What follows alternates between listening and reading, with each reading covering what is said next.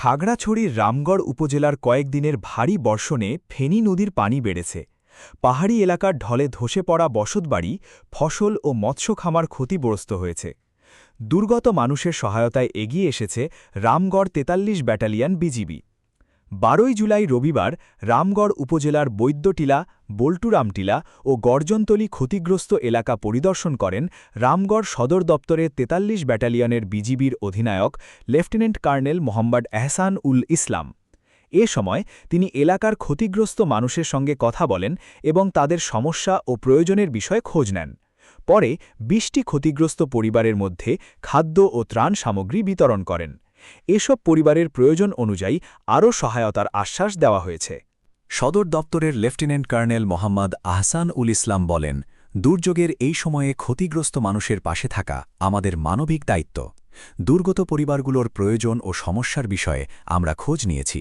পরিস্থিতি পর্যবেক্ষণ করা হচ্ছে। প্রয়োজন হলে সহায়তার পরিধি আরও বাড়ানো হবে। রামগড় ব্যাটালিয়নের সংবাদ বিজ্ঞপ্তিতে জানানো হয়, ভারী বৃষ্টির ফলে ফেনী নদীর পানি বৃদ্ধি পেয়েছে। এতে রামগড় উপজেলার রামগড়, বৈদ্যটিলা, বল্টুরাম ও গর্জনতলী এলাকার সাধারণ মানুষ ক্ষতির মুখে পড়েছেন। পানিতে অনেক পরিবারের বসতবাড়ি, ফসল এবং কয়েকটি মৎস্য খামার ক্ষতিগ্রস্ত হয়েছে। বিজিবির সদস্যরা দুর্গত এলাকায় ত্রাণ বিতরণের পাশাপাশি ক্ষতিগ্রস্ত মানুষের খোঁজখবর নিচ্ছেন। এলাকার পরিস্থিতি স্বাভাবিক না হওয়া পর্যন্ত প্রয়োজনীয় সহায়তা কার্যক্রম অব্যাহত থাকবে।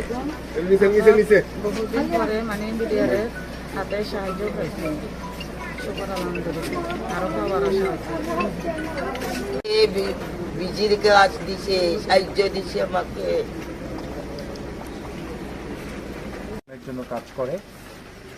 তো চলমান যে ভারী বর্ষণের ফলে আমাদের রামগড় উপজেলার ক্ষতিগ্রস্ত জনগণ যারা আছেন, জনসাধারণ, তাদের কষ্টটা কিছুটা লাঘব করার জন্য আমরা আজকে একটু তাদের পাশে এসেছি এবং আমাদের সাধ্যমতো যতটুকু সম্ভব তাদের জন্য আমরা একটু কাজ করছি।